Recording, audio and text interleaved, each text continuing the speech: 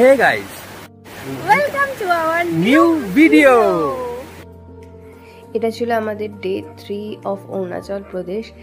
ভালুকপং থেকে আমরা বেরিয়ে গেছিলাম আর এই হোটেলটাতে আমরা স্টে করেছিলাম, যার অ্যাম্বিয়েন্স প্লাস খাওয়া দাওয়া দুটোই কিন্তু ভালো ছিল, খুবই ভালো ছিল। অ্যান্ড তারপর আমরা সকাল সকাল ভালুকপং থেকে বেরিয়ে আমরা আমাদের নেক্সট ডেস্টিনেশন যেটা ছিল দিরাং, তার উদ্দেশ্যে যাত্রা শুরু করে দিই। যাত্রা শুরুর ফার্স্ট লোকেশনে আমরা চলে আসছি। এটা ছিল আমাদের সাইটসিনের ফার্স্ট লোকেশন, যেটা ছিল একটা অর্কিড গার্ডেন। আর এই যে রাস্তাটা দেখতে পাচ্ছি, এটা সোজা চলে গেছে। এই রাস্তাটা থেকে সোজা যাওয়ার পর আমরা এত সুন্দর একটা সিনারিক বিউটির সম্মুখীন হই, কি বলবো। আমরা যখন আসলাম তখনই কিন্তু দূর থেকে এই নদীর আওয়াজটা আমরা পেতে থাকি। আর এখানে প্রত্যেকটা ফুল বলো, গাছ বলো, মানে এই নদীটা মানে এত সুন্দর যে হয়তো সেটা আমরা সত্যি ক্যামেরা জাস্টিস করে না, সেটা হয়তো মুখেও বয়ান করে বলা যায় না।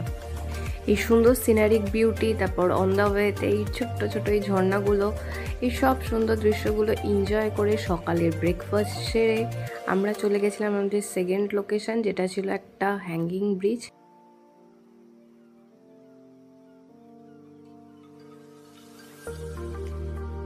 এই সুন্দর ভিউগুলো এনজয় করে এই সুন্দর নীল আকাশটাকে দেখতে দেখতে আমরা কিন্তু দিরাঙে পৌঁছে গেছি। দিরাঙে ঢোকার পর এখানে ফার্স্ট লোকেশন ছিল দিরাং মনেস্ট্রি, যেটাতে আমরা দেখতেই পাচ্ছ যাচ্ছি। আর এখানে আমি আমার ভাট বকছিলাম, তাই আমাকে অ্যাভয়েড করে এই যে সুন্দর দৃশ্যগুলো আছে, এই যে এত সুন্দর গ্রিনারি, এত সুন্দর পাহাড়গুলো, তার মাঝখানে এই নীল আকাশ, উফ কি বলবো। যাই হোক, অপূর্ব এই সুন্দর ভিউগুলো তোমরা এনজয় করতে থাকো। আর এটাই ছিল ইসের দিরাং মনেস্ট্রি। এর ভেতর কিন্তু আমাদের ভিডিওগ্রাফি অ্যালাউ ছিল না, তো তাই আমাদের ভিডিও করা হয়নি। সত্যি কথা বলতে এখানে দাঁড়িয়ে যখন আমরা ফটো তুলছি বা ভিডিও করছি, দেখে মনে হচ্ছিলো সেই ক্যালেন্ডারে দেখতাম না, খুব সুন্দর একটা সিনারিক বিউটি। আর ভাবলাম কাশ কবে এরকম জায়গায় যাব।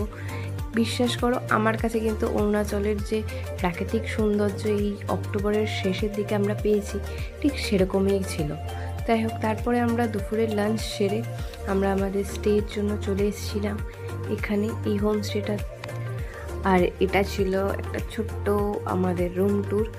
এই হোমস্টেটার রুম ট্যুর খুবই ভালো ছিল, খুব সুন্দর ছিল আর খুবই ক্লিন ছিল। খালি রুমগুলো বলবো না, এখান থেকেই হোমস্টের ভিউ, তারপর রাতের খাওয়া দাওয়া, খুবই প্রত্যেকটা জিনিসই খুব ভালো ছিল। আর এখানকার মানুষের ব্যবহারও খুব ভালো।